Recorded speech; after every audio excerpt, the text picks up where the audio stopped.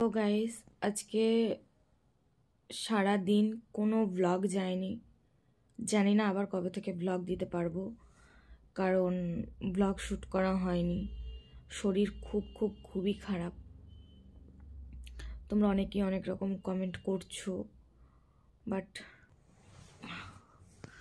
আমার পক্ষে অ্যান্সার দেওয়া সম্ভব হচ্ছে না।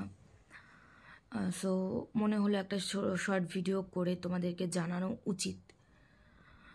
তো শরীরটা ভীষণই খারাপ, সারাদিন শুধু শুয়ে শুয়ে কাটছে, কোনো কাজ করতে পারছি না। যখন কোনো কাজ করতে পারছি না তখন নিশ্চয়ই কোনো ভিডিও কি করব, সবটাই বর আর শাশুড়ি মা করছে। আমি সারাদিন শুধু শুয়ে শুয়ে থাকছি, মানে এতটাই শরীরের অবস্থা খারাপ, তোমাদের বলে বোঝাতে পারবো না। আমার যে কি হচ্ছে সেটা শুধু আমিই জানি, এটা বলে বোঝানোর মতো নয়। আমি প্রতিদিন যেরকম 12টার সময় ভিডিও দিই, কাল পর্যন্ত সেটা কন্টিনিউ করেছি, বাট আজকে আমি আর পারিনি, কারণ আমি একদম ভিডিও শ্যুট করার মতো অবস্থাতে নেই।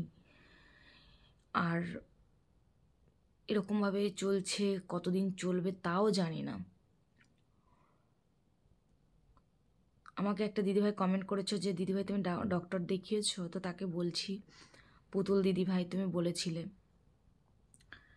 না গো, ডক্টর এখনো পর্যন্ত দেখায়নি, আর কিছুদিন পর ডক্টরের কাছে যাব। তো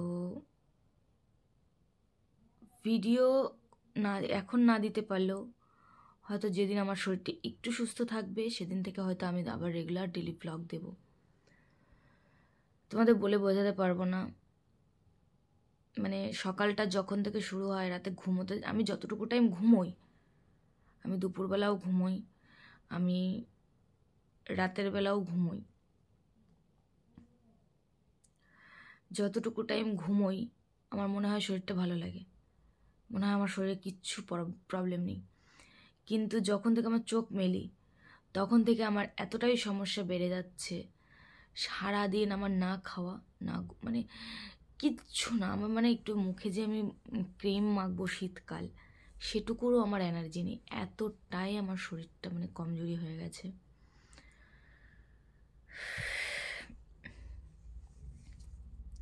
তো যাই হোক বন্ধুরা, তোমরা সাথে থেকো, পাশে থেকো, একটুখানি আমার মানে জন্য ভগবানের কাছে প্রে করো যেন খুব তাড়াতাড়ি আমি সুস্থ হয়ে তোমাদের জন্য সুন্দর সুন্দর ব্লগ নিয়ে আসতে পারি। আজকের মতো এই পর্যন্ত, টাটা। সবাই ভালো থেকো, সুস্থ থেকো।